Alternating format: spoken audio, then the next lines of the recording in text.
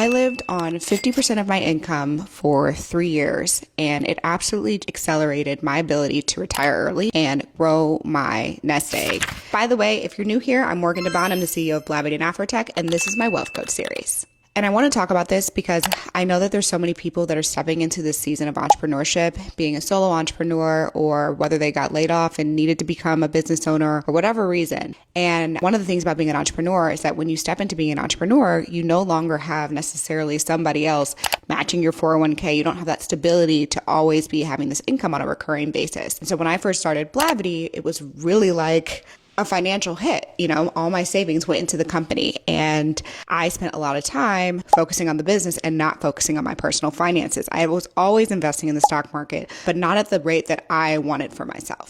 So for 3 years, between the year of 2020 and 2023, 2020 and 2023, I lived on 50% of my income. My W-2 covered all of my expenses, and I even saved and invested and maxed out my 401k there. And then all of my speaking engagement, brand deals, etc., all went into building assets for myself and our family. So let's walk through those 3 years. Number one, year one was so painful. It was like very painful because I literally stopped spending. Now, I will say COVID did help with this because there wasn't that much to spend on, but I did not shop and like buy a bunch of stuff. In year two, I bought my house, and I was very frugal with what I spent my money on. I went and got brand deals for different things like my dining room table. My big splurge was a Restoration Hardware couch. And then I went to the Restoration Hardware outlet and got the rest of my furniture there, which is like basically a 50% discount. I also didn't have curtains in my bedroom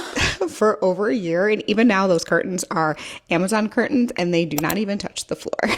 Year three is when I really started to see the dividends of paying myself and investing myself first before I went and spent any discretionary income. And it was huge. The stock market also did crazy numbers those 2 years. So I was able to grow multi-six figures in the stock market in just a few years, and because I was just able to start early. And here's the thing. At that time, I was only 31, 32, and 33. And the thing about investing in the stock market is the more time you're in it, the better your returns are going to be, because the power of compounding. And this is something that you have to master early on in your career. If you're in your 40s or 50s, you can still use it, but it's just not as powerful as a tool. But if you're in your 20s or 30s, this is the number one thing that you can do for yourself, is start putting money in consistently and start putting it in now. Now, 6 years later, I've built the discipline of knowing what it's like to not have lifestyle creep. I still live in a low cost of living city, Nashville, although it's more expensive today than it was 3, 4, 5, 6 years ago. So now a huge set of my income, honestly, probably around 70%, is being put into assets that my family can live off of as they grow year over year over year. I've diversified those assets now to be art,